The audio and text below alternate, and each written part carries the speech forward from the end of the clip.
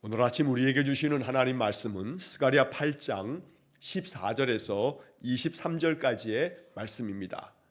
스가랴 8장 14절로 23절까지의 말씀을 봉독하겠습니다. 만군의 여호와가 이같이 말하노라. 너희 조상들이 나를 경노하게 하였을 때에 내가 그들에게 재앙을 내리기로 뜻하고 뉘우치지 아니하였으나 이제 내가 다시 예루살렘과 유다 족속에게 은혜를 베풀기로 뜻하였나니 너희는 두려워하지 말지니라. 너희가 행할 일은 이러하니라.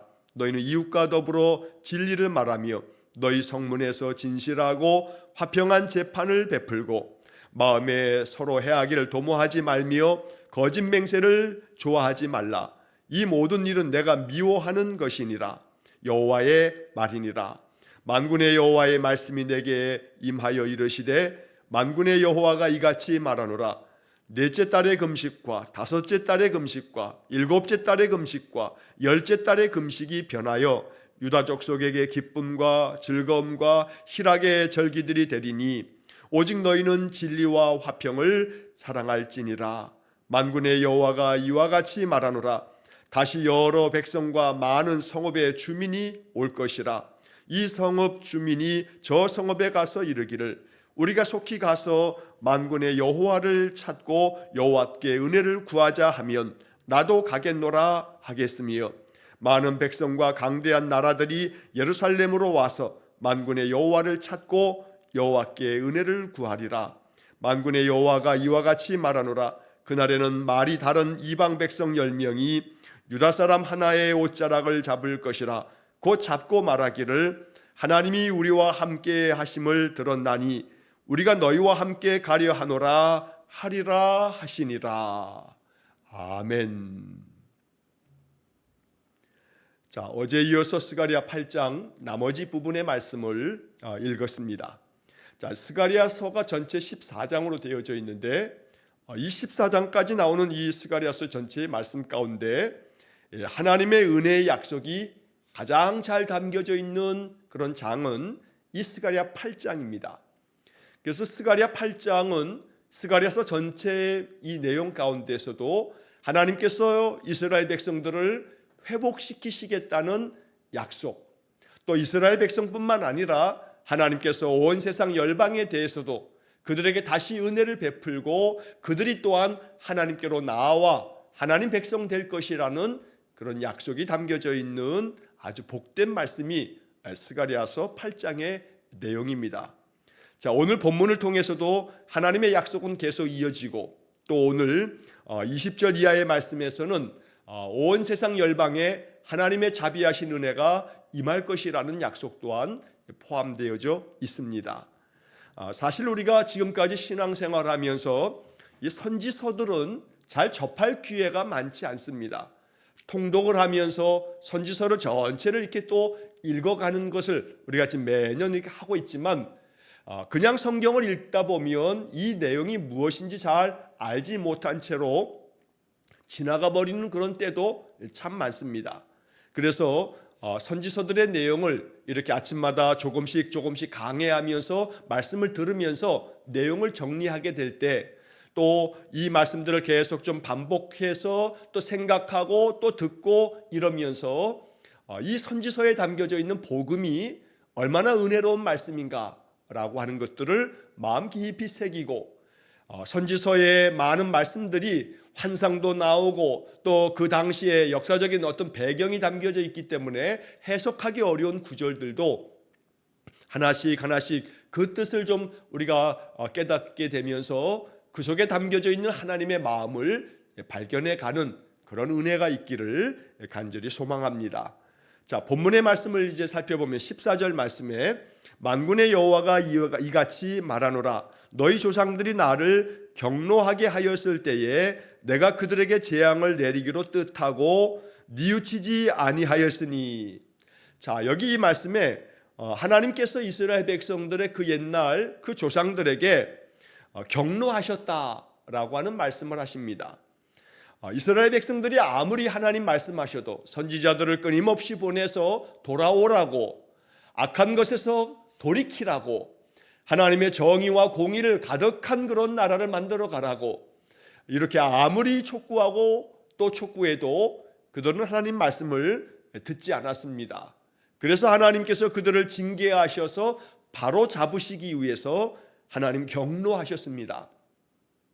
자, 그런다에 그 다음 이어지는 말씀에 내가 그들에게 재앙을 내리기로 뜻하고 뉘우치지 아니하였으니, 자, 여기 말씀에서 하나님께서 이 이스라엘 백성들의 죄악됨에 대해서 그것을 바로 잡으시기 위해서 경로하시면서 그들에게 재앙을 내리기로 뜻하셨다. 자, 재앙을 내리시기로 작정하신 다음에 그 생각을 돌이키지 않았다. 즉 작정하신 대로 하나님 재앙을 내리심으로 인해서 너희 조상들이 그 죄로 말미암아 이런 큰 징계를 당하였던 것이다 라고 지난날을 말씀해 주시는 겁니다. 자, 여기 뉘우치지 아니하였으니 라고 하는 뉘우치지 않았다라는 번역은 썩 적합해 보이지 않습니다. 왜냐하면 뉘우치다라고 하는 이 단어의 뜻은 스스로 제 잘못을 깨닫고 마음속으로 가책을 느끼다, 이게 국어사전에 뉘우치다라고 하는 말을 풀이하면서 정의를 내려놓은 겁니다. 그러니까 하나님께서 이스라엘 백성들에게 대하여 그들의 죄악으로 말미암아 경로하시고 재앙을 내리시기로 작정하신 다음에 뉘우치지 아니하였다. 마치 하나님이 자기의 잘못을 깨닫고 마음속으로 가책을 느끼면서 뉘우쳐야 되는데 그렇게 하지 않았다. 이런 뜻으로 하나님의 잘못이 담겨져 있는 것처럼 사용되는 단어가 뉘우친다는 단어이기 때문에 아마도 다음번 개정이 되게 되면 이것도 다르게 번역이 바뀌게 될지도 모르겠습니다. 자, 새번역 성경과 또 쉬운 성경에서는 뉘우치지 아니하였으니라고 하는 이 부분을 이렇게 번역합니다. 그 뜻을 돌이키지도 않았다. 쉬운 성경은 내가 돌이키지 않았다. 그러니까 하나님이 정하신 뜻을, 재앙을 내려서 이들에게 징계함으로 인해서 이 죄악된 것에서 바로 잡으시겠다는 하나님의 뜻을 바꾸시지 않았다는 겁니다. 자, 그만큼 하나님께서 이스라엘 백성들을 향한 성경에서는 질투하시는 마음, 열렬히 사랑하는 마음 때문에 그들을 온전하게 돌이키게 만드시기 위해서 하나님께서 징계를 내리셨다는 것을 말씀하십니다. 자, 이어서 15절에 보면 이제 내가 다시 예루살렘과 유다 족속에게 은혜를 베풀기로 뜻하였나니 너희는 두려워하지 말지니라. 너희 조상들의 죄악으로 말미암아 내가 경로하여 재앙을 내리기로 정하고 그리고 그것을 돌이키지 않고 그대로 시행을 했지만 이제는 내가 다시 예루살렘과 유다 족속에게 은혜를 베풀기로 뜻하였다. 하나님이 정하신 뜻은 변함이 없어서 그 뜻대로 행하시는 그 변함없는 하나님의 그 사랑과 은혜를 우리가 늘 바라볼 수 있어야겠습니다. 자, 그래서 하나님께서 은혜 베푸시기로 이제 정하셨고 작정하셨기 때문에 너희는 두려워하지 말아라. 너희 조상들 때처럼 하나님이 징계하시고 재앙을 내리시기로 그 마음 먹으셨던 것을 이제는 하나님께서 다 돌이켜서 너희에게 은혜를 베푸시기로 하셨으니 너희들은 마음 가운데 두려워하지 말아라 라고 말씀하고 계시는 것입니다. 자, 이처럼 하나님께서 이스라엘 백성들에게 베푸시는 이 약속의 말씀들은 남유다 백성들에게 큰 소망이 되고 또 위로가 되었을 것입니다. 이 말씀들이 오늘 우리에게 주어졌을 때 우리는 이 말씀을 다시 한번 마음에 품고 다시 은혜를 베풀기로 뜻하였다. 너희는 두려워하지 말라 라고 하는 말씀을 마음 깊이 내게 주시는 약속이라 라고 믿으면서 이 말씀이 복음이 되기를 간절히 축원합니다. 자, 한편 이런 약속과 함께 더불어 이어지는 16절 17절에서 이스라엘 백성들에게 행해야 할 것과 행하지 말아야 할 것들에 대한 이야기로 이제 그들에게 권면하십니다. 자, 16절을 보면 너희가 행할 일은 이러하니라. 너희는 이웃과 더불어 진리를 말하며 너희 성문에서 진실하고 화평한 재판을 베풀고 마음에 서로 해하기를 도모하지 말며 거짓 맹세를 좋아하지 말라. 이 모든 일은 내가 미워하는 것이니라. 자, 16절에서는 행해야 할 것이 무엇인지, 또 17절에서는 하지 말아야 할 것이 무엇인지 이렇게 대조적으로 말씀을 해주시는데, 자, 첫 번째로 행해야 할 것은 이웃과 더불어 진리를 말하며 항상 이웃과의 관계 속에서 진실하라고, 진리 되신 하나님의 그 올바름을 따라가라고 말씀하고 계십니다. 또 성문에서 진실하고 화평한 재판을 베풀고 라고 되어 있는데, 성문에서 진실하라는 것은 너희들이 이웃과 더불어 진실할 뿐만 아니라 성문에서 그 진실함이 언제나 모든 자들과의 그 선한 관계 속에서 하나님의 의와 또 사랑을 나타낼 것을 명하고 계십니다. 자, 화평한 재판을 베풀라라고 하는 이야기는 이미 앞에서도 재판을 공정하게 행함으로 말미암아 하나님의 그 정의와 또 하나님의 그 공의를 나타낼 것을 선지자들을 통해서 계속 말씀하셨는데, 스가랴도 마찬가지입니다. 화평한 재판, 올바른 재판, 공정하고 어느 쪽으로도 기울어지지 않는 그런 재판을 행해야 된다고 말씀하고 계시는 겁니다. 자, 이 말씀은 2500여 년 전에 이 스가랴 선지자가 말씀을 전하는 그 당시뿐만 아니라 2500여 년이 지난 오늘날 우리의 삶에서도 마찬가지입니다. 우리는 이 세상에 돌아가는 모든 모습들을 뉴스를 통해서 보면서도 역시 마찬가지로 과연 이 땅에 공정한 재판이 있는가라는 부분에서 의구심을 갖게 되는 그런 많은 일들을 보게 됩니다. 힘 있는 자들, 권력자들, 재벌가들은 죄를 지어도 그 죄에 대한 공정한 재판을 받지 않을 뿐만 아니라 재판이 진행된다 할지라도 그 이후에 그들에 대한 처벌은 공정하지 않습니다. 힘없는 자들은 그 재판의 결과에 따라서 모든 그 형기를 다 복역을 해야 되지만, 그러나 권세자들은 또 재벌가들은, 가진 자, 힘 있는 자들은 재판을 통해서 내려진 그 형벌의 기간조차도 조금만 지나면 대통령 사면이니 또 어떤 것에 대해서 또 그 모든 것들을 또 면하면서 형 집행정지가 또 이루어지고 그러면서 풀려나오는 그런 모습들을 보게 됩니다.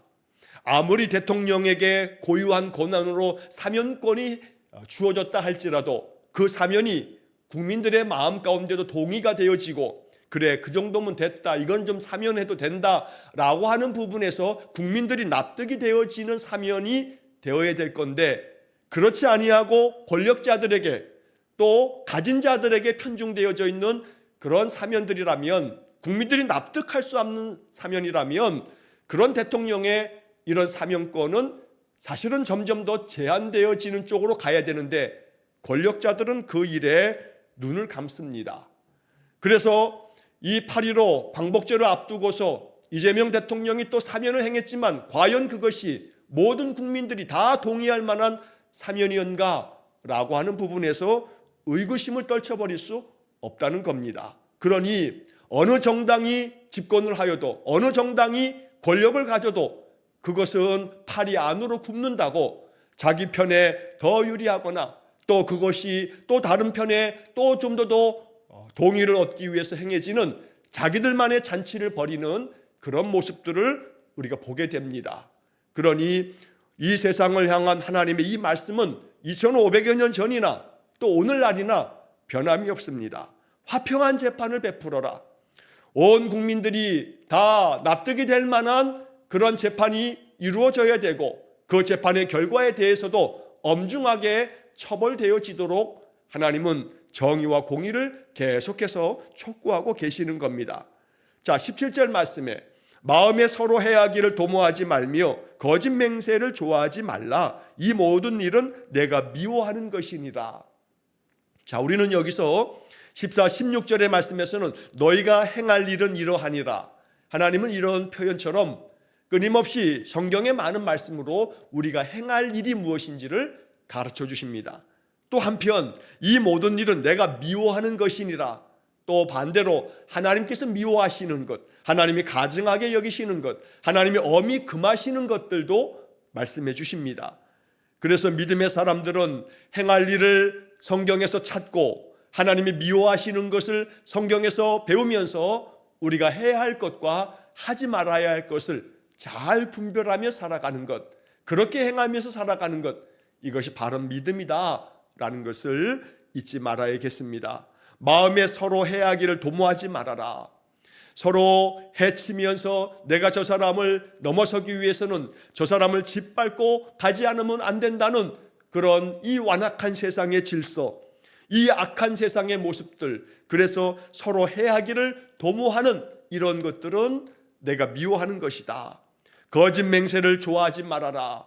그래서 허언을 하면서 많은 맹세를 하고 많은 말을 하지만 행하지도 못할 것들을 말하는 것들은 내가 미워하는 것이다. 이렇게 두 가지로 대표하여 얘기하고 있지만 사실 우리는 성경의 많은 말씀 속에서 하나님께서 원하지 않으시는, 하나님께서 미워하시는 것들에 대해서 성경에서 많은 말씀들을 보게 됩니다. 그래서 오늘 16절 17절의 말씀을 통해서도 남유다 백성들에게 은혜 베푸시기로 정하셨으니 이제 너희들은 이러한 일들은 행하고 이러한 일들은 내가 미워하는 것이니 하지 말아라 라고 하는 선지자의 이 강한 촉구를 남유다 사람들은 마음 가운데 깊이 받아들이면서 이 말씀 앞에 순종하는 그런 삶을 살아갔던 것입니다. 자, 한편 18절 19절의 말씀에서는 이미 앞에서 우리가 금식을 계속해야 합니까? 라고 하는 질문에 대해서 직접적인 그런 대답을 이렇게 말씀해 주십니다. 자, 만군의 여호와의 말씀이 내게 임하여 이르시되 만군의 여호와가 이같이 말하노라. 넷째 달의 금식과 다섯째 달의 금식과 일곱째 달의 금식과 열째 달의 금식이 변하여 유다 족속에게 기쁨과 즐거움과 희락의 절기들이 되리니 오직 너희는 진리와 화평을 사랑할지니라. 그러니까 이 이야기는 금식 자체의 어떤 종교적 행위가 중요하지 않다. 정말로 중요한 것은 그 금식하는 그 마음 중심이 하나님께서 명하시고 하나님 기뻐하시는 것을 따라가는 것이야말로 참된 금식이다. 금식의 궁극적인 목적은 하나님 앞에서 우리가 바로 세워지는 것이기 때문에 금식을 통해서 너희들이 자기 자신을 돌아보고 죄악됨을 끊어버리고 하나님 앞에 애통하고 참여하는 마음으로 나아간다면 당연히 금식 이후에 너희는 이러한 삶으로 변화되어져야 한다. 결국 이 말씀에서 중요한 것은 변하여라는 뜻입니다.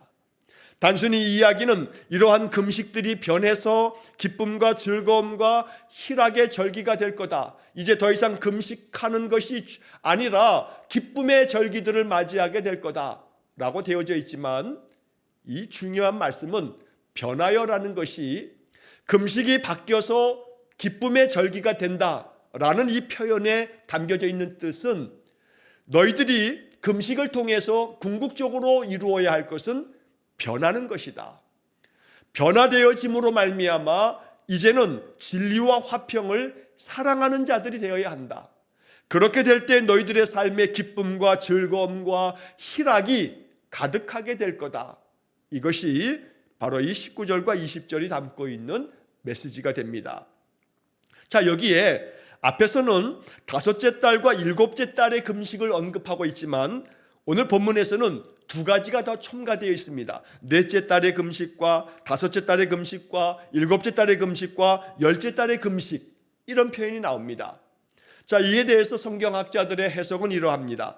넷째 달의 금식은 주전 586년에 남유다가 멸망당할 즈음에 이 주전 586년 4월 9일에 이 예루살렘 성벽이 파괴됩니다.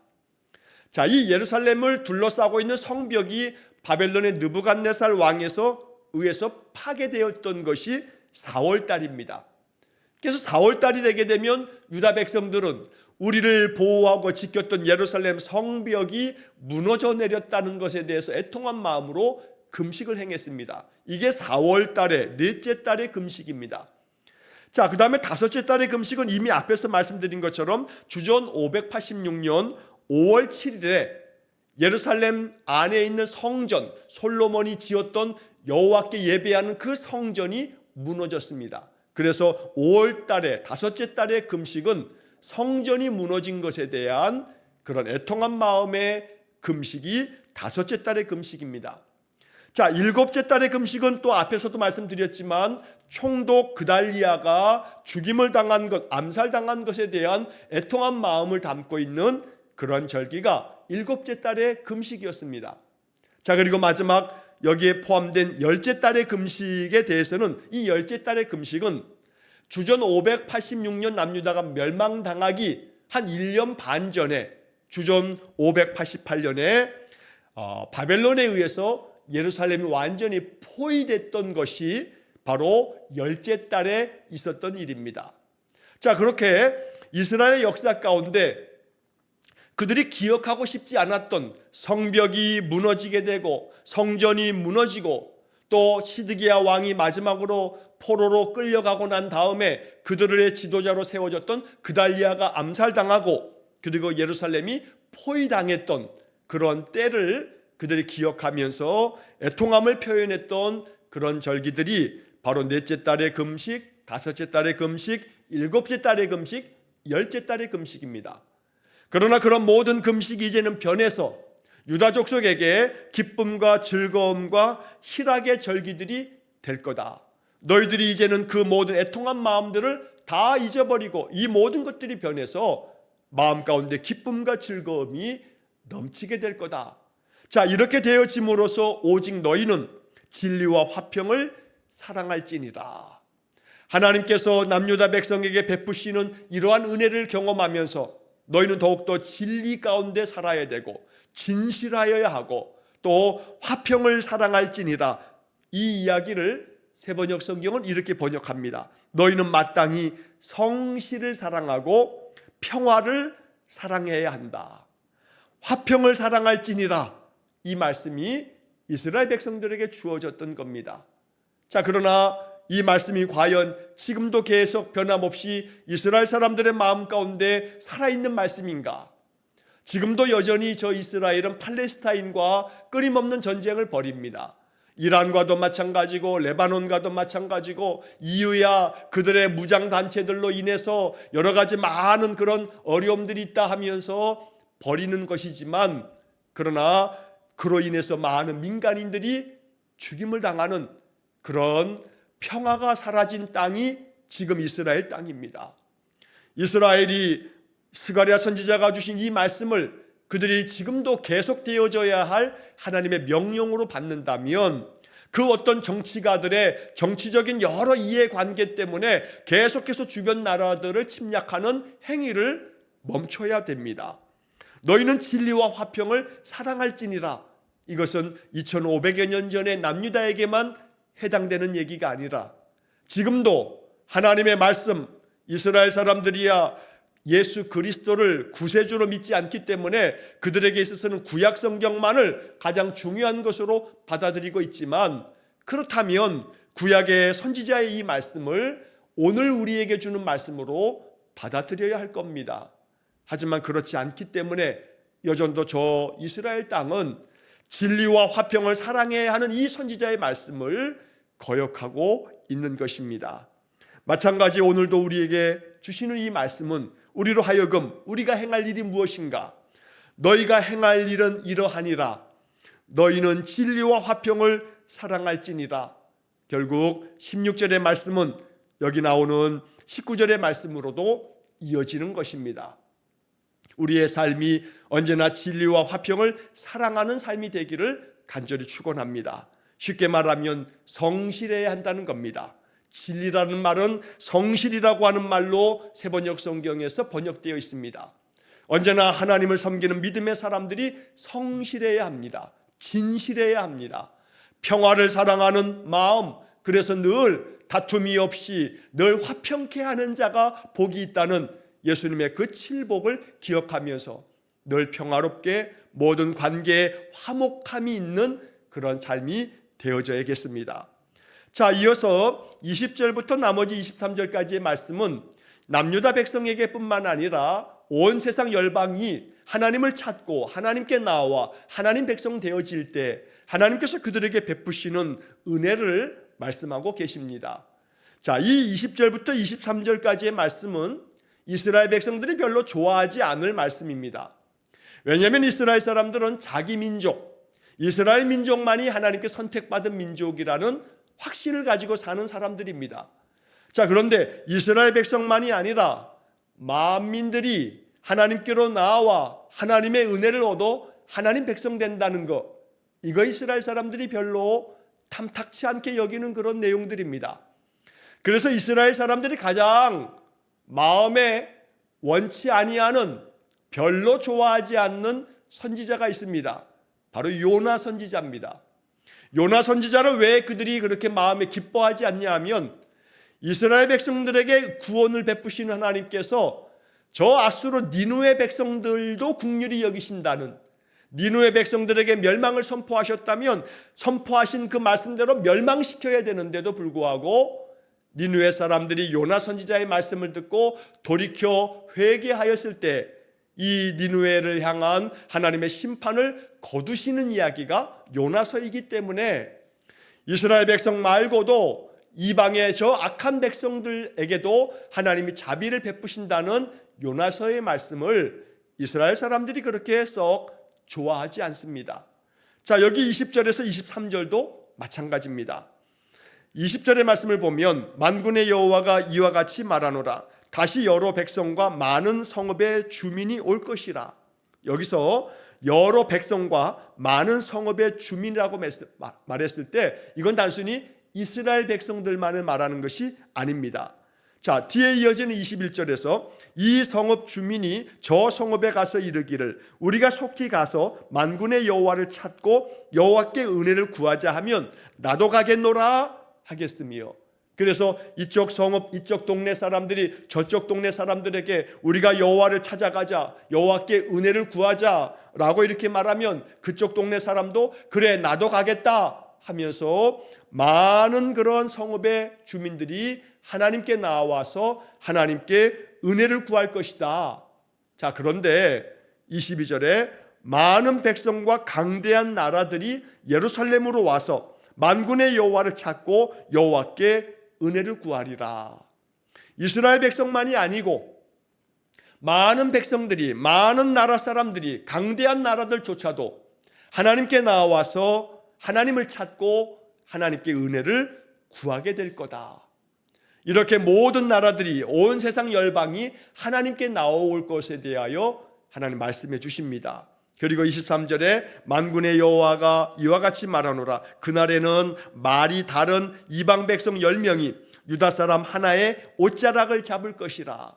자, 여기서 유다 사람 하나의 옷자락을 잡는다는 것은 무언가를 구걸하고 애걸하듯이 그렇게 무엇을 도와달라고 애처로운 마음으로 옷자락을 붙들고 애원하는 그런 모습이 아니고, 이 이야기는 말이 다른 이방 백성 10명이, 이 표현은 이방의 모든 나라들이, 하나님의 백성이 아니었던 이방의 다른 모든 언어를 사용하는 나라들이 이스라엘 백성들과 마찬가지로 유다 사람 하나의 옷자락을 잡는다는 것은 이제 이스라엘 백성들과 함께 동참하여 하나님의 은혜를 얻기 위해서 하나님께 나온다라고 하는 그런 의미가 담겨진 것입니다. 자, 그래서 하나님이 너희와 함께 하심을 들었나니 우리가 너희와 함께 가려 하노라. 그래서 다른 언어를 사용하는 여러 이방의 나라들 또한 우리도 너희와 함께 가려 하노라. 우리도 너희와 함께 하나님의 백성으로 하나님의 뜻을 구하면서 하나님께로 나아가서 하나님의 은혜를 구하려고 한다라고 말할 것이라고, 그날이 되면 그렇게 될 것이라고 말씀하는 것입니다. 자, 이러한 말씀은 신약성경 사도행전에서 이루어지는 것을 우리가 보게 됩니다. 사도행전 2장에서 주님께서 승천하시고 난 다음에 주님의 제자들이 다 모여서 기도하는 가운데 성령이 임하십니다.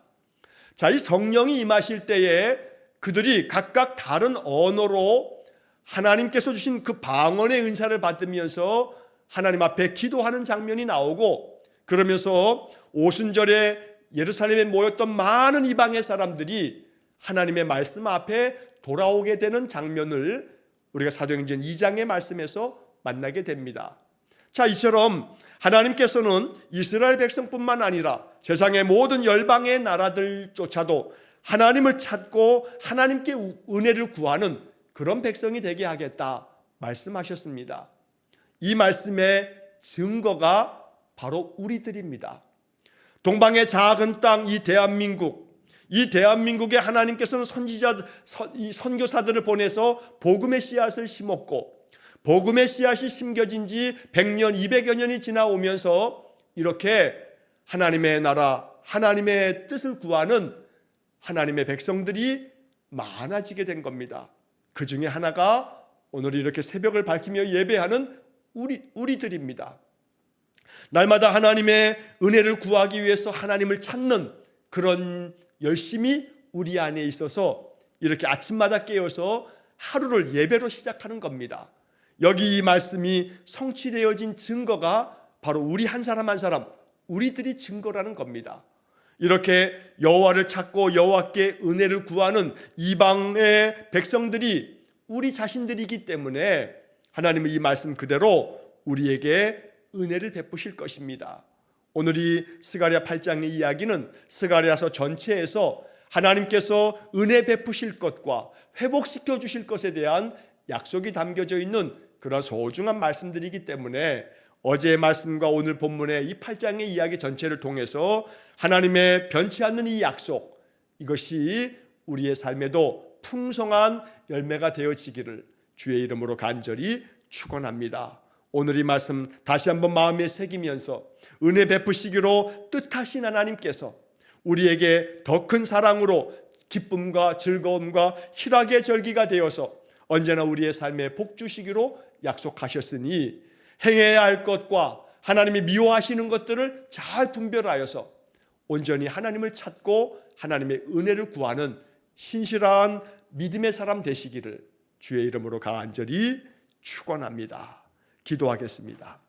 자비로우신 아버지 하나님, 주께서 이스라엘 백성들에게 약속하셨던 회복의 말씀들을 스가랴 8장을 통해서 읽고 이 말씀이 우리에게 주시는 복음의 말씀으로 여겨 말씀을 마음 가운데 깊이 새깁니다. 하나님께서 행하라 하신 것을 늘 열정을 다해 행할 수 있게 하시고, 하나님께서 미워하셔서 하지 말라 하시는 것들은 금할 줄 아는 그런 믿음을 허락해 주옵소서. 그리할 때마다 우리가 변화되어서 하나님께서 약속하신 은혜의 복을 마음껏 누릴 수 있는 복된 삶을 살게 해 주옵소서. 언제나 진리와 화평을 사랑하라 하셨으니 늘 진실된 마음으로 주의 말씀을 내 삶을 통해서 이루어가는 그러한 성도들 되게 해 주옵소서. 오늘도 한날의 모든 삶을 주님께 의탁합니다. 이 하루 동안 우리 성도들의 모든 출입을 평안하게 또 지켜 주옵소서. 모든 것을 주님께 의탁하오며 예수님 이름으로 기도하옵나이다. 아멘. 우리 구주 예수 그리스도의 은혜와 하나님 아버지의 극진하신 사랑과 성령의 교통하심이 날마다 진리와 화평을 사랑하며 주의 뜻을 따르며 인생길 걸어가기를 소원하는 머리 숙인 귀한 성도들 위에와 저들 가정과 온 가족들 위해 영원토록 함께 하시길 축원하옵나이다. 아멘.